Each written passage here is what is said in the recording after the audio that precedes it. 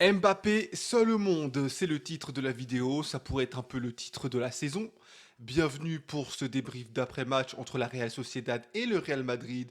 Je suis de retour, tout le monde m'attendait, merci, Personne ne t'attendait, merci. ma Bon, gueule. trêve de plaisanterie. Real Sociedad 1, Real Madrid 2, but d'Mbappé, but d'Arda Güler avec une passe incroyable d'Mbappé avec une chevauchée. Bref, on va en reparler. Commençons par les points négatifs. Le mec a rien compris à YouTube qui ne veut pas faire garder les gens, mais bref, Vinicius, je le reconnais plus. Le Vinicius du Real Madrid de cette année, c'est pas le Vinicius d'il y a 2 ans. Le Vinicius d'il y a 2 ans qui était le meilleur joueur du monde, là on est à des années-lumière. En fait, Vinicius, euh, c'est comme s'il avait perdu toute confiance en lui. Là, le Vinicius qui a joué contre la Real Sociedad, honnêtement, il sert à rien. Il défend et tout, mais si c'est pour défendre, bah on met un défenseur. Vinicius, des 1 contre 1, en vitesse, il n'a pas réussi à les faire. Alors qu'avant, c'était sa spécialité. C'était son point fort numéro un, l'élimination, éliminer des joueurs en vitesse. Là, il s'est retrouvé dans des contres et il se faisait rattraper par des défenseurs centraux. Des centraux. Les centraux qui vont moins vite que lui, mais de fou malade. Et à chaque fois, il se faisait rattraper. Vinicius, je sais pas ce qui se passe, mais là, il est en train de faire une saison. Et ça va nulle part. Ça va nulle part. Et ça, c'est un problème parce que là, il se passe quoi? Il se passe que l'équipe, elle devient dépendante d'Mbappé de fou.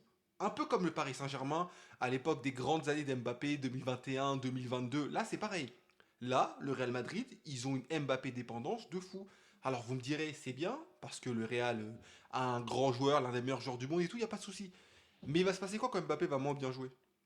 Il va se passer quoi quand Mbappé va être fatigué? Ou lorsque peut-être à un moment donné il va se blesser? Ou lorsque tout simplement il va affronter des équipes avec des blocs bas? Parce que pour l'instant on n'a pas vu ce que donne le Real Madrid face à une équipe bloc bas. Et c'est ça qui est intéressant parce que ces matchs-là, le Real Madrid, il les gagné l'année dernière, hein. C'est pas ça qui va être le gros problème. Mais lorsqu'ils vont affronter une équipe qui va être bien structurée, une équipe comme Chelsea, comme Liverpool, comme Manchester City, etc. Peu importe, une équipe qui va être en bloc, etc. Ils vont jouer comment? L'identité collective de ce Real Madrid, je trouve pas qu'elle ait beaucoup évolué entre l'année dernière et cette année. Alors oui, bien sûr, il y a le carton rouge qui change la donne, mais ce carton rouge, il est intéressant parce que Oysen, c'est pas la première fois qu'il fait des fautes comme ça. C'est pas la première fois qu'il fait une faute limite où il va pousser un joueur, etc. C'est la première fois qu'il se fait prendre, oui, mais c'est pas la première fois qu'il le fait. Il a beaucoup de qualités, la vision de jeu, l'anticipation, etc. Mais je pense que dans les défauts qu'il a pour l'instant, c'est que physiquement, il lui manque un truc. Il n'est pas dans. Vous voyez, si on devait comparer avec Ramos, Ramos, il était plus dans l'impact. Même s'il était intelligent, ça l'empêchait pas de rentrer dedans. Bah, Eusen, il a pas ça pour l'instant. Eusen, il est intelligent, il va anticiper, il a une énorme qualité de passe et tout. Mais physiquement, des fois, il se fait battre sur des duels aériens, sur des duels physiques, etc. Là, en vitesse, il était face à Oyarzabal. Oyarzabal, c'est pas Mbappé niveau vitesse. Il n'avait pas besoin de la faire, la faute. Mais il l'a fait quand même. Pourquoi? Parce que peut-être que, d'un point de vue purement physique, il lui manque encore quelque chose. Quelque chose qui, je pense, il peut le développer. Mais là, il l'a pas.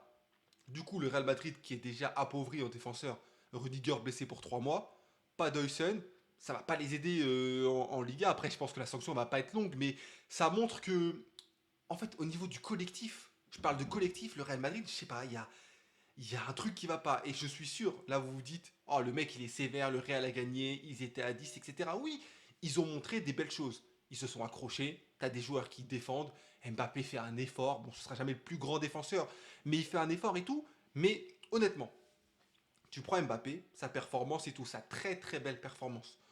Tu l'enlèves. Qui joue bien offensivement à part lui? Le joueur d'après, c'est Arda Güler.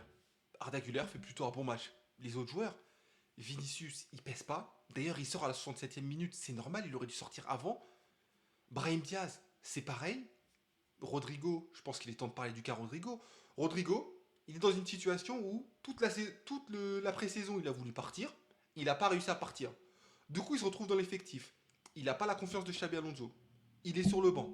Du coup, vu qu'il est sur le banc, bah j'imagine que son niveau de performance il baisse parce qu'il joue pas assez.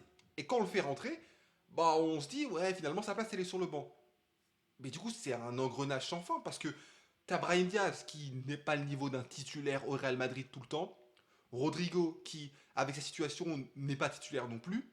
T'as Mbappé qui fait le taf. Vinicius qui est pas au niveau.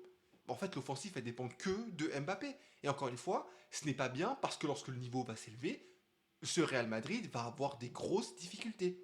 Parce que là, la Real Sociedad, ils ont fait des erreurs. Le premier but, ils donnent à Mbappé, hein. Même si Mbappé fait la course, qui fait tout ce qu'il faut, il a une belle finition. J'enlève pas le mérite à Mbappé parce que ce but-là, il le doit à lui-même. Mais ça part d'une erreur de la Real Sociedad qui lui donne le ballon.